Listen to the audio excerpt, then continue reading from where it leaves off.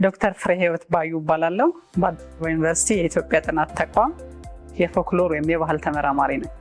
ኤርሚያስ በላይነህ እባላለሁ። የእነሆ መጽሐፍት ስራ አስኪያጅ። መለሰ ማሩ መሳይ እባላለሁ። ከኤዞፕ መጽሐፍት ድርጅት ነው የመጣሁት። ስሜ ቶማስ ሰለሞን እባላለሁ። የምሰራው በመጽሐፍ ንግድ ላይ ነው ያለሁት። አዲስ አበባ ዩኒቨርሲቲ ፕሬስ ጋር የተገናኘ ነው ከ2 ዓመት በፊት ነው።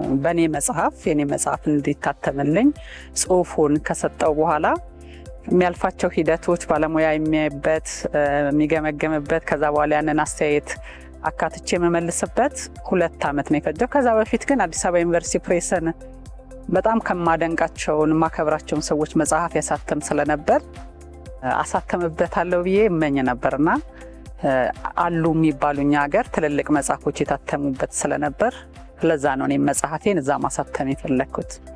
ከአዲስ አበባ ዩኒቨርሲቲ ጋር ፕሬስ ድርጅት ጋር ብዙ ትውቆች አሉን። እንግዲህ እሱ የሚያዘጋጀው የመጽሐፍት አውደ ርዕይ ላይ ግምቴ እንግዲህ እርግጠኛ ልሆናሉን ያስኩት እንትን ባይኖርም ግን ወደ 15 ዓመት አካባቢ ይመስለኛል ልምዱ አለኝ። እዚህ የመጣን የመጽሐፍት አውደ ርዕይ ከሚያቀርቡ ሰዎች መካከል አንደኛው ነኝና አሁን እንግዲህ ብዙ ጊዜ የተለያዩ መጽሐፍቶች ነው ይዘን የምንመጣው። አሮጌ መጽሐፍት ይዘን እንመጣለን፣ አዳዲስ መጽሐፍት ይዘን እንመጣለን።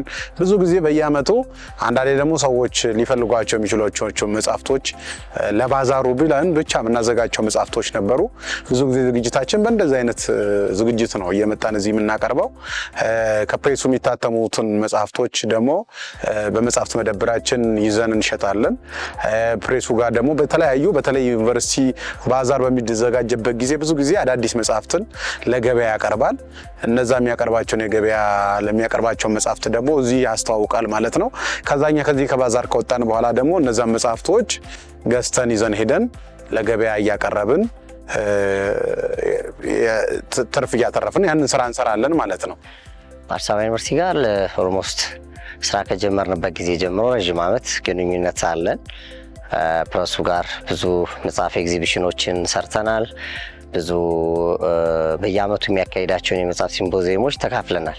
አዲስ አበባ ዩኒቨርሲቲ ፕሬስ የሚያልፍበት 2 መንገድ ነው። የመጀመሪያው ራሱ የፕሬሱ ሕግ የመጀመሪያውን ደረጃ ገና ጽሁፉ ሲመጣ ለማህበረሰቡ ይጠቅማል፣ ለተማሪ፣ ለአስተማሪ፣ ለአንባቢ፣ ለሀገር ይጠቅማል የሚለውን የሚገመገምበት መስፈርት አለው። የራሱ ባለሙያዎች የሚያዩበት እሱን ማለፉ አንድ ነገር ነው። ሁለተኛው እሱን ካለፈ በኋላ ደግሞ በጣም የሚያስደስተው በተጻፈበት መስክ አሉ የሚባሉ ባለሙያዎችን ፈልጎ የማን መጽሐፍ እንደሆነ ሳይነግር እንዲነበብ ይደረጋል። ባለሙያ ነው የሚያነበው። 2 የተለያዩ ባለሙያዎች ያነቡታል።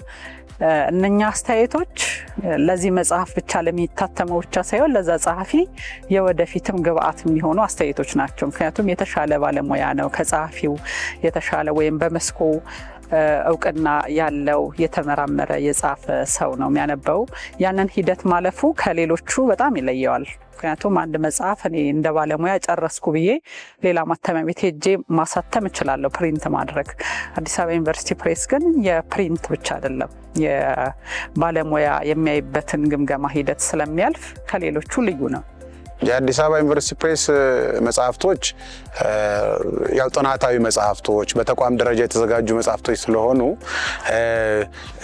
የሚታሙ አይደሉም። ምክንያቱም አሁን ብዙዎቹ የታሪክ መጽሐፍቶች ይሆናሉ፣ የባዮግራፊ መጽሐፍቶች ይሆናሉ፣ ጥናታዊ መጽሐፍቶች ይሆናሉ። ብዙ ጊዜ ልቦለድ ታሪኮች የሚቀርቡበት አይደለም። በአብዛኛው ታሪክ ነክ ጉዳዮች ስለሆኑ ታሪክ ነክ ጉዳዮች ደግሞ ዩኒቨርሲቲውን የሶሻል ትምህርትም ስለሆነ እዚህ የሚካሄደው ከዛ ከትምህርቱም ጋር አብሮ የተያያዘ ጥናት አድራጊዎች በግቢ ውስጥ ስለሚኖሩ አስተማሪዎች በእነሱ ባለሙያዎች የሚዘጋጅ ስለሆነ ኃላፊነትም የመውሰድ ነገር አለ። ብዙ ጊዜ በግል የሚታተሙ የታሪክም የተለያዩ መጽሐፍቶች አንዳንዴ ጥያቄ ሊቀርብባቸው ይችላል።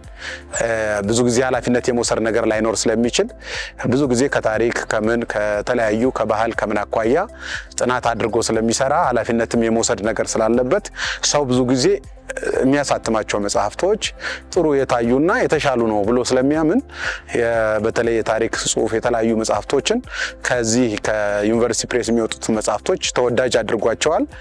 ብዙ ሰው እንደውም በጣም ብዙ የሚፈልጋቸው መጽሐፍቶችም አሉ። በተወሰኑ ደረጃ ደግሞ ያልታተሙ መጽሐፍቶች እንዳሉ ይታወቃሉ። እነሱንም ሰው ይጠብቃል። እንደሱ አይነት መረጃም ስለሚኖረው አዳዲስ መጽሐፍቶችን ብዙ ጊዜ አዳዲስ አሁን በዚህ በሚዘጋጀው ሰኔ በሚዘጋጀው መጽሐፍት አውደ ርዕይ ላይ ሰው ወደ ፕሬስ ወደዚህ ባዛር የሚመጣው አንደኛው ከፕሬሱ የተለያየ አዳዲስ መጽሐፍት ለማግኘት ነው። ሀርሳ ዩኒቨርሲቲ የሚያሳትማቸው መጽሐፎች በጣም ጥሩ መጽሐፎች ናቸው። በ3 በ4 መንገድ በጣም ተመራጭ እንደሆኑ ይታወቃል። ምክንያቱም ፕረሱ የገዢዎችን አቅም ያማከለ መጽሐፍቶቹ እጅግ ውድ ያልሆኑ ያልተጋነኑ በጣም በጥሩ ኳሊቲ ደግሞ የዓለም አቀፍ የህትመት ስታንዳርድ በጠበቀ መልኩ የሚታተሙ ስለሆኑ በብዙ ኤዲቶሪያል ቦርድም አልፈው ለህትመት የሚበቁና የሚመጡ ስለሆኑ ብዙ መጽሐፍ አንባቢያንም በጣም የሚወዷቸው ከህትመት ኳሊቲያቸው እስከ ፕራይሳቸው ድረስ እንዲሁም ደግሞ ሞር ደግሞ በውስጣቸው የሚይዟቸው ሀሳቦች በኤዲቶሪያል ቦርዶች የታዩ መሆናቸው የበለጠ ተመራጭ እንዲሆኑ የሚያደርጓቸው መጽሐፎች ናቸውና ከዚህ አንፃር መጽሐፍቶቹ በጣም እጅግ ተፈላጊዎች የሁሉም አንባቢ ዘንድ ተቃውሞ የሌላቸው ተስማሚ መጽሐፎች ናቸው የሚታተሙት። አዲስ አበባ ዩኒቨርሲቲ ፕሬስ በ2018 ከሰኔ 1 እስከ 7 በዚህ ዓመት ያሳተማቸውን መጽሐፍቶች ያስመርቃል። በዚህም ላይ ቡክ ፌር ሳምንት አለው። የነኚህን 8 መጽሐፍ ሲያስመርቅ ከነኛ አንዱ መጽሐፍ የኔ ነው። የጻራ ማህበረሰብ ባህል የሚል መጽሐፍ ነው። በደቡብ ምዕራብ ኢትዮጵያ ክልል አንዱ ማህበረሰብ ላይ የሚያተኩር ነው። ሌሎች 7 መጽሐፍትም አሉ። እንደዚህ ላይ ተገኝታችሁ የመጽሐፉ ምርቃት ላይ ተገኝታችሁ መጽሐፍቶችን ውይይት የሚደረግባቸው እንድትወያዩ የሚሸጡትን መጽሐፍቶች በቅናሽ ዋጋ እንድትገዙ ከዚህ በፊት ያሳተማቸውን መጽሐፍት ገበያ ላይ ስለሚያውል ከሰኔ 1 እስከ 7 ባለው በሚያመቻችሁ ቀን መታችሁ እንድታደሙ ከሰኔ 1 ጀምሮ እስከ 7 በሚዘጋጀው የመጽሐፍት አውደ ርዕይ ላይ ዩኒቨርሲቲ ግቢ ውስጥ አዲስ አበባ 6 ኪሎ ዩኒቨርሲቲ ውስጥ በሚዘጋጀው በዚህ መጽሐፍት አውደ ርዕይ ላይ ይህንን እድል ተጠቅማችሁ መጣችሁ ከቅናሹም ከምትወዱ ከወዳጆቻችሁም ጋር የምትገናኙበት ትልቅ ነው የተዘጋጀላችሁ። በዛ መጣችሁ የበኩላችሁን የምትፈልጉትን አይነት መጽሐፍ ታገኛላችሁ። እንጋብዛችኋለን። አዲስ አበባ ዩኒቨርሲቲ ፕሬስ በየዓመቱ የሚያዘጋጃቸው የመጽሐፍት ባዛሮች አሉ እና በዚህ ላይ በጣም ብዙ ሰው ነው የሚገኘው። የአዲስ አበባ ዩኒቨርሲቲ ፕሬስ ከሰኔ 1 እስከ ሰኔ 7 ድረስ የሚያካሂደውን የመጽሐፍ ኤግዚቢሽን በስፋትና በጣም ብቁ በሆነ መንገድ ተዘጋጅተናል።